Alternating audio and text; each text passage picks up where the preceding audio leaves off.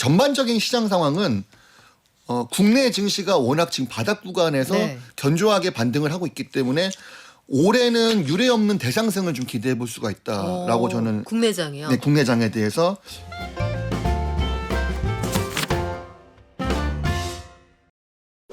여러분 시장이 참 어렵다는 거 체감적으로 아실 텐데 작년에 우리가 그런 말 많이 했잖아요. 제가 사실 입에 담기 좋아하는 표현은 아닌데 국장 탈출은 지능순? 그래서 미국장으로 갔더니 미장 탈출은 지능순? 바뀌었어요. 어디로 가라는 얘기예요. 이 와중에도 꾸역꾸역 올라가는 곳들, 힘차게 올라가는 곳들 섹터별로 분위기가 아주 다르다고 합니다.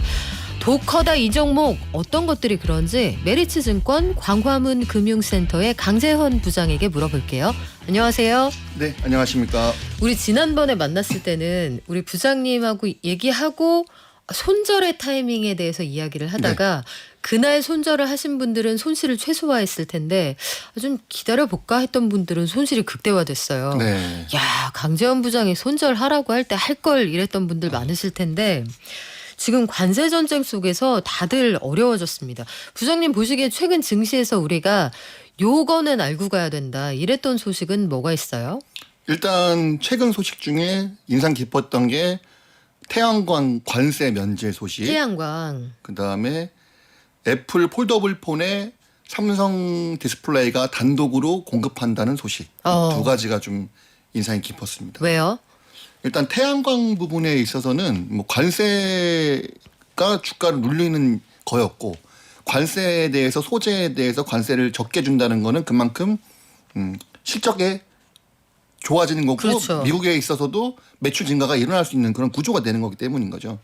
사실 미국 같은 경우에는 이미 하나 큐셀을 통해서 하나 솔루션은 이미 미국에 진출을 한 회사이고 또 역시나 OCI 홀딩스 역시도 네. 마찬가지로 그렇게 진출한 상태인데 실제로는 이 태양광 전체에 대해서 관세를 면제해 주는 건 아니고 소재에 대해서 관세를 면제해 주겠다는 소식이었습니다. 그럼 실질적으로 국내에서는 OCI 홀딩스가 태양광 소재를 직접 생산하는 국내 유일한 기업이기 때문에 호재가 있을 수가 있다. 이렇게 지금 예측을 하고 있습니다. 실제 주가에도 반영이 됐습니까? 근래 들어서 이런 하나 솔루션이나 OCI 홀딩스 그다음에 국내에 있는 많은 태양광 업체들이 근래 한 2, 3일 사이에 주가가 반등이 나오기 시작했어요. 주가는 워낙 바닥에 위치해 태양광은 있었습니다. 진짜 오랫동안 고전했는데. 네, 완전히 네. 바닥 구간이죠. 그렇죠. 예.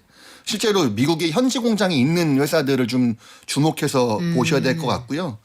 그래서 아까 말씀드렸던 한화 큐셀 그다음에 이번에 3월에 한화 한 3,800억 정도 투자해서 네. 미국에 공장 짓게 되는 OCI 홀딩스 이런 내용들 보고 있고 근데 우리가 보편적으로 태양광에 진돌렸던 가장 큰 악재는 바로 IRA 폐지였습니다. 그렇죠. 인플레이션 감축법 폐지하고 뭐 친환경 됐고 우리는 생산하는데 드라이브 걸겠다. 이게 트럼프 대통령의 정책 방향이었죠. 네, 맞습니다. 그게 현실화된다고 한다면 재생에너지와 전기차 분야에 상당히 큰 피해가 갈 것이다 이런 부분들이 있었는데 이게 상당히 우려가 기우로 끝날 것 같다는 느낌이 드는 게 대표적인 공화당의 텃밭인 텍사스주가 캘리포니아의 태양광 생산량을 넘어섰습니다. 그러다 보니까 넓은 땅덩어리에서 태양광이 이미 미국에 있어서는 가장 중요한 에너지원이 돼버린 거죠. 근데 태양광의 실적의 성장 구조는 8할 이상이 다 정부 보조금이 차지합니다. 그래서 텍사스 경제 활성화에 이바지한 텍사스의 태양광을 갑작스럽게 보조금을 중단한다고 하면 상당히 높은 반발을 살 것이고 이것은 중간 선거에도 불똥을 끼칠 것이다. 이렇게 판단하고 있습니다. 그래요. 그러면 그쪽은 텍사스 그쪽은 땅값도 동부나 이런 데보다 훨씬 쌀 거고 나대지도 많을 거고 네. 해도 많고 네. 전력 관련해서 공급 수요는 계속 늘어날 테니까 그쪽이나 우리나 태양광 쪽은 정부 보조금이 거의 다 하는 게 비슷하네요. 네, 정보 보조금의 역할이 매우 중요하고 보조금에 따라서 실적이 흑자 전환도 됐다가 적자 전환도 됐다가 그렇습니다. 그래서 제가 일단은 보는 태양광의 투자 포인트 3개를 좀 말씀드릴 것 같은데 워낙 주가가 오랫동안 바닥에 있었기 때문에 이제 반등 추세를 탔잖아요. 네. 이거는 정말 의미 있는 반등이 이번에 나올 것이다. 첫 번째는 아까 말씀드렸다시피 소재 분야에서 미국에서 관세 면제했다는 소식인데 오늘 새로 나온 소식도 있습니다.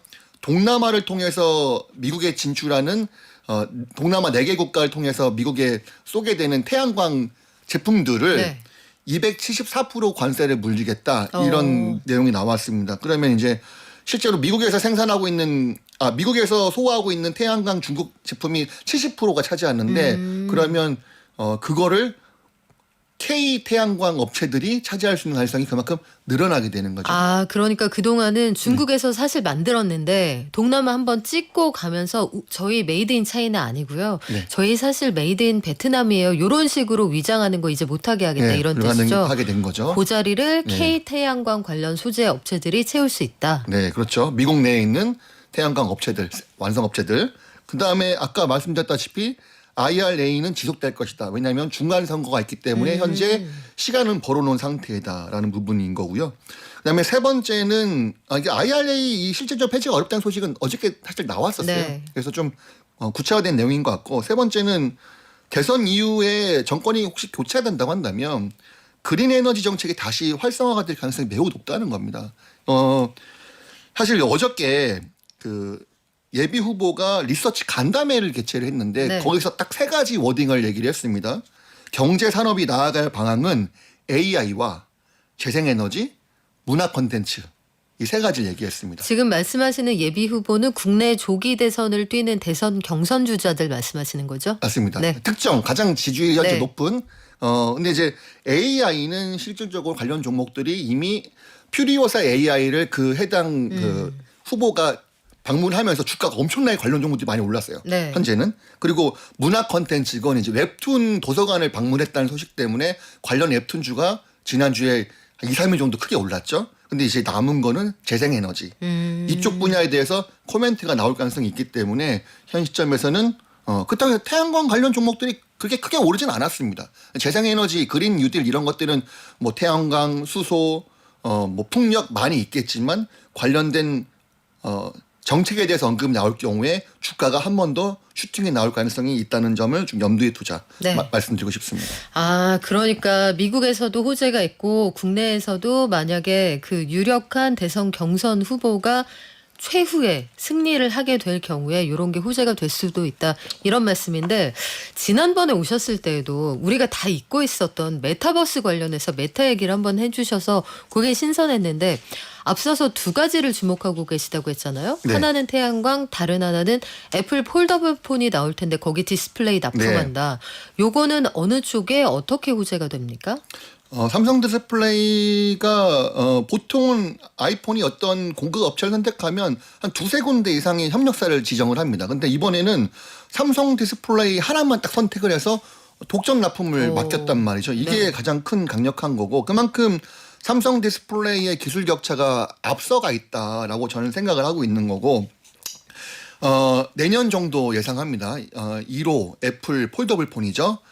약 1,500만 대가 초기 생산될 것으로 예측되고 있는데 그러면 기존 갤럭시 폴더블 폰의 1.5배 정도 수준 1년에 생산량 1,000만 대니까 1.5배 수준의 매출 증가 예상되면서 그러면 삼성 디스플레이 시장 점유율은 70%가 넘어서면서 글로벌 1위 디스플레이 업체가 되는 겁니다.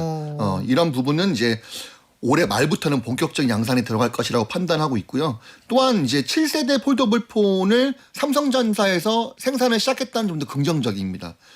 트리 폴더블 폰이죠. 이게 2번 접는 폴더블 폰을 네. 올해 하반기에 출시한다고 합니다. 그리고 우리가 폴더블 폰 못 쓰는 가장 큰 이유 비싸서입니다. 저는 폴더블 폰을 힘들게 구매를 했지만 네. 너무 잘 쓰고 있거든요. 네. 정말 편합니다. 정말 편하기도 하고 고정되어 있는 무언가를 유심히 쳐다볼 때는 펼쳐놓고 봤을 때 정말 눈의 피로감도 덜하고요. 너무 늦게 산 거에 대해서 후회될 정도로 상당히 잘 쓰고 있죠. 아, 간증하시는 거예요? 간증. 전 사용에 대해서 네. 상당히 다 해보는 편이라서 네. 그래서 보급형 폴더블 폰이 나온다는 거는 좀 고무적인 일인 것 같고 그래서 실질적으로는 이제 이 생산에 대한 기지는 다 아산에서 이루어진다고 합니다. 네. 전 공정이 아산에서 이루어지기 때문에 해당 지역의 밸류체인 업체들의 수익가 예상된다. 그래서 아산의 공장에 갖고 있는 디스플레이 장비 업체가 아산시 은봉면에 있는 파인 엠텍이라든지 HB 테크놀로지 등이 수혜가 예상된다 이렇게 말씀드리겠습니다. 아, 그렇군요. 저희가 좀 한동안 잊고 있었던 그런 종목들인데 그 오랜만에 어쨌든 반가운 소식이고 사실은 기존에 사람들이 투자를 많이 해놨던 포트폴리오가 네. 지금 거의 뭐 부서져 있다 이렇게 표현해도 과언이 아닌 상황이거든요. 특히 국내장보다는 미국장 중심으로 투자해 놓은 분들 많으실 텐데 이런 상황에서 이제 손절 타이밍 이미 놓쳤어요. 그거 어떻게 해야 되는 거예요? 이럴 때는? 이제 이게 저를 한 2, 3주 전에만 좀 불러주셨다고 한다면 네. 그거를 미국장 주식 파는 거에 대해서 좀 강하게 말씀드리면서 손절을 좀 빨리 할 수 있었을 텐데 근데 2, 3주 전에도 이미 굉장히 많이 빠져 있지 않았어요? 더 빠진다는 거였죠. 실제로 더 아. 빠졌고. 예. 왜냐하면 이제 어떤 우리가 추세에 대한 주가 움직임을 놓고 봤을 때 큰 장대 양봉을 상당히 중요하게 보는데 거래량도 보게 되고 그러면은 그때 당시 2, 3주 전에 미국 장세가 빠졌을 때 이때는 기회다라고 얘기하는 얘기들이 스물스물 나왔었는데 네. 이 정도의 강한 하락이라고 한다면 오히려 주가는 더 추세 하락을 할 수가 있겠다라는 생각을 했던 거죠. 그런데 지금은 현재 제 손님 포트로 놓고 봤을 때는 미국 주식은 거의 다 뺀 상태입니다. 이미. 그리고 국내 주식으로 많이 옮겨놓고 있는 상황이라고 보실 수 있으면 될 것 같아요. 저는 사실 전반적인 시장 상황은 국내 증시가 워낙 지금 바닥 구간에서 네. 견조하게 반등을 하고 있기 때문에 올해는 유례 없는 대상승을 좀 기대해 볼 수가 있다라고 저는 국내장이요. 네, 국내장에 대해서 제가 이제 지난번 출연했을 때 워낙 비관적으로 얘기했기 때문에 네. 좀 놀라셨을 것 같은데 그때 손절의 신이라고 굉장히 화제가 됐습니다. 손절의 신. 손절의 신. 네, 한 5% 정도 하락할 것 같으면 전 이미 클릭하고 있습니다. 그런 말씀하셨거든요. 그렇죠. 네. 지금도 그거는 다름이 없습니다. 왜냐하면 대세 상승이 오래 있을 것 같다는 건지 지금이 아니에요. 네. 무슨 얘기냐면 대세 상승을 가려면 정말 무서운 하락이 동반이 돼야 됩니다. 그러면 지금은 1차 하락이 나왔지만 네. 2차 양바닥이 안 났기 때문에 한 번에 큰 하락을 기대하면서 그때를 위해서 현금을 되게 많이 준비를 하고 있고 국내장에서. 네, 그렇죠. 네. 그리고 스마트 머니들 역시도 대출을 땡기든 뭘 하든 어쨌든 간에 현금을 좀 많이 확보하고 있는 움직임들이 나타나고 있습니다. 스마트머니는 뭔가요? 자산이 많으신 분들. 음. 네, 자산이 많으신 분들인 거고요. 그다음에 저는 이제 현 시점에서 매매는 거의 단타 위주로 하고 있어요. 네, 단타 위주로 5% 미만 정도 손실 나면은 좀 가감없이 잘라주는 거. 네. 판단이 틀렸다 싶으면 그렇게 매매를 하고 있고 이제 정말 유례없는 대상승장이 이제는 걸어야 됩니다라고 판단이 오면 그때는 현금도 다 밀어넣을 생각이고 레버리지도 한번 써볼 생각인데 그래요. 아직은 그 타이밍은 아닌데 올해는 한 번쯤은 올 것 같다. 네. 그러면 국내장이 크게 조정되는 시점이 앞으로 다가올 거다. 적어도 한 번은 그렇게 예상을 하시는 거잖아요. 네, 맞습니다. 예. 그건 어디에서부터 시작이 될까요? 그런 하락은? 관세 이슈가 해결되지 않았다. 예. 지금 3개월 동안 유예를 번 거기 때문에 네. 예. 트럼프의 아주 강한 본인의 어떤 과시를 하기 위한 또 뭔가 액션이 나온다고 가정한다면 그러면 90일 유예니까 6월 말쯤?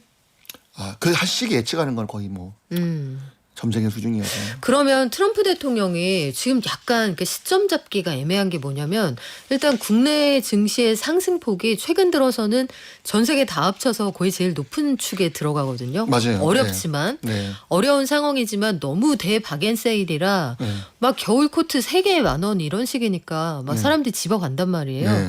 그래서 상승폭이 우리나라가 상대적으로 높기는 한데 이게 과연 아직까지는 적정한 레벨이라고 볼 수는 없고 네. 관세 전쟁은 이제 어느덧 변수가 아니라 상수가 돼 있는 상황이라 요 시점을 잡으려고 하면 트럼프 대통령이 약간 후진기어 넣었다 뺐다 하는 것 같기도 한데 네.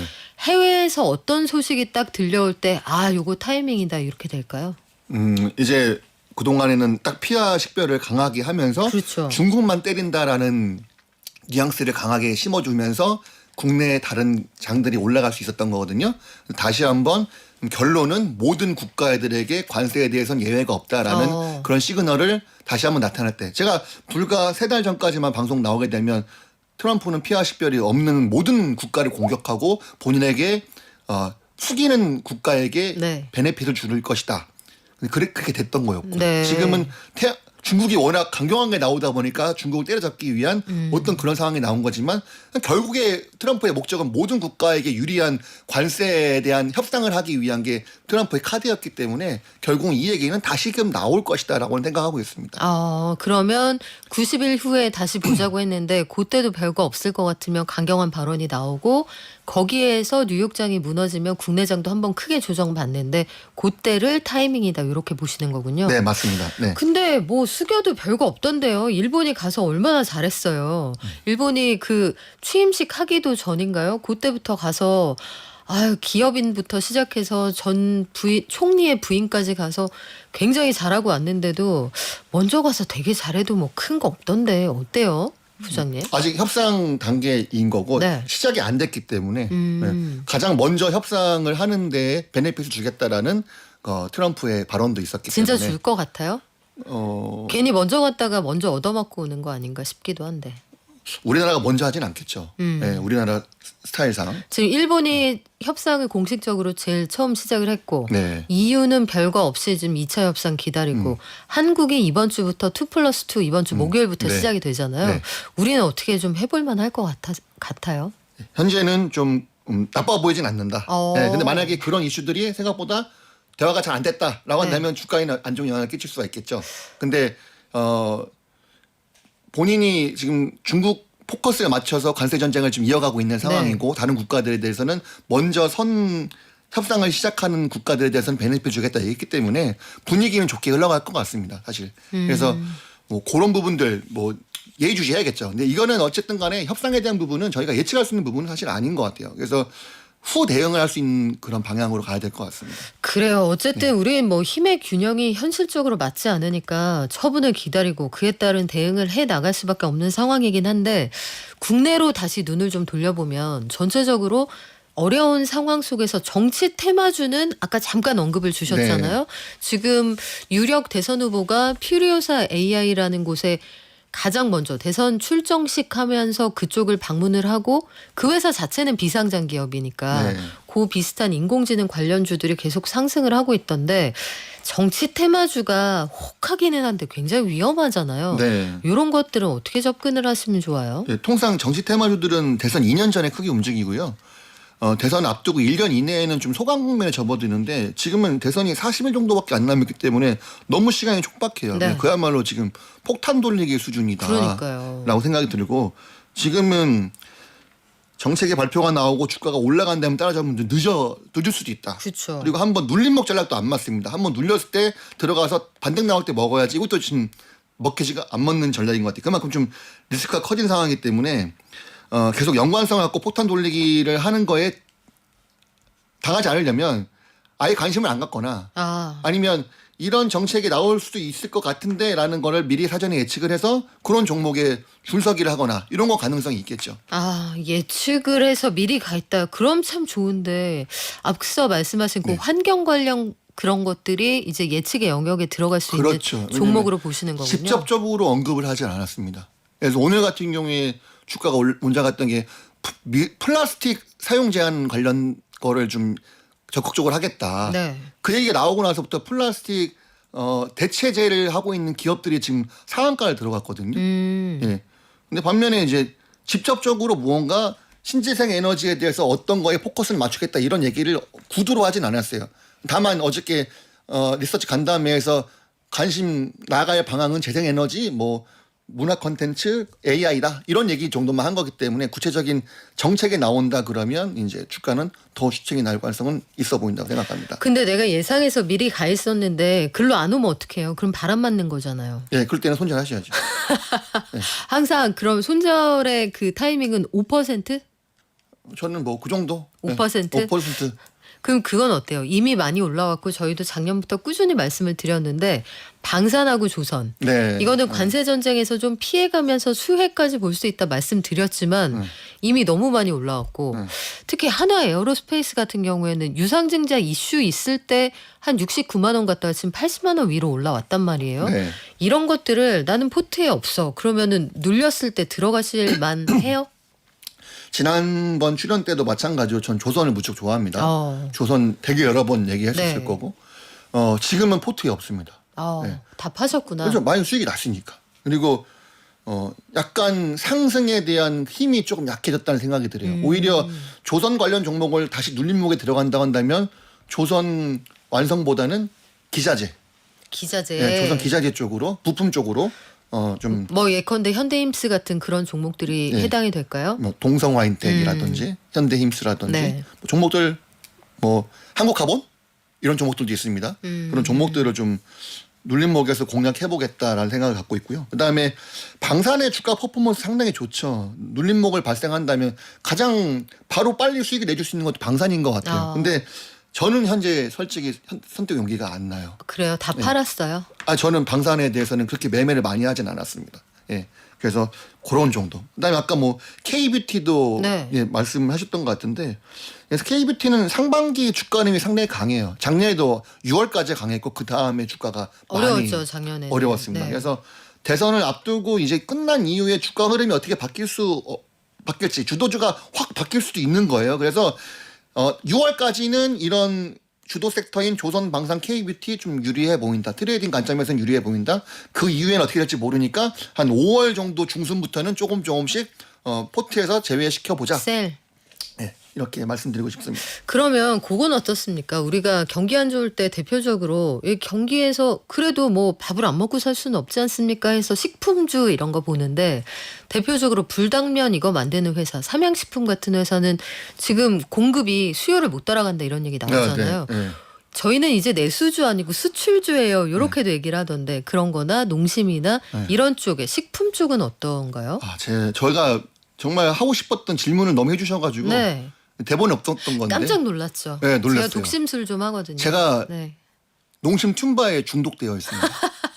아, 그거 맛있죠. 네, 진짜 나는 이게 그렇게 맛있는 볶음면 처음 먹어본 것 같아요. 과거에 이제 까르보나라 불닭볶음면은 너무 매운데 약간 막판에 크림 냄새가 올라오면서 중화시켜준 느낌이라고 한다면 농심 툰바는 크리미하고 맛있는데 막판에 좀 매운맛이 나니까 좀 개운하다 이런 느낌을 주죠. 혹시 먹방 이런 거 부업으로 하고 계신 건 아니고요? 그렇진 않습니다. 네. 네, 먹을 거 많이 좋아해서 농심이 실질적으로 4,500만 개가 4개월 만에 팔렸다고 해요. 네. 툰바가. 이거는 삼양식품의 불닭볶음면 8개월 만에 2,500만 개 팔렸는데 속도 굉장히 속도가 빠르군요. 굉장히 빠릅니다. 농심 그 툰바가. 부장님이 많이 사서 드셔서 그래요. 그래봤자 네. 저는 15개밖에 안 맞는 것 같아요. 근데 이제 3주 사이에 그렇게 많이 먹었다는 건데 요게 조금 포커스가 있는 것 같고 또 농심이 뭐 과자에 있어서도 마찬가지겠지만은 그렇죠. 일단은 관세 이슈도 벗어나 있습니다. 농심은 직접 미국에서 생산하고 있다는 점, 그 툰바라는 네. 라면 자체를. 그래서 물론 대장주는 삼양식품이 맞습니다. 하지만 농심도 봐야 된다. 그럼 둘 다 앞으로도 좀 더 갈 수 있다고 보세요. 네, 실적과 더불어서 움직일 수 있겠다는 생각이 들고요. 보통 삼양식품은 100만 원 이상 갈 건데 네. 그게 가는 거 보면서 농심도 좀 덩달아 따라가는 그런 느낌 정도. 예. 그다음에 승부는 바로 이 볶음면 전쟁에서 누가 승자가 되느냐. 반면에 오뚜기는 볶음면이 나와 있는 게 없다. 네. 녹두기 상장사니까. 그쪽은 좀 비비는 쪽인 것 같아요. 네. 왜냐하면 해외는 국물 문화가 발전되어 있지 않아요. 그래서 유럽과 미국의 시장 장악하는 거는 볶음면입니다. 룩스라이크 스파게티 그쪽이구나. 네. 네. 과거에 가장 많이 팔렸던 미고랭이라고 라면 역시도 볶음면이었는데 그게 1위였잖아요. 네. 근데 지금은 불닭볶음면이 탈환해버렸다. 이렇게 말씀드리겠습니다. 알겠습니다. 여러 가지 종목 말씀 주시네요. 지금까지 메리츠증권 광화문 금융센터 강재헌 부장과 함께했습니다. 고맙습니다. 감사합니다.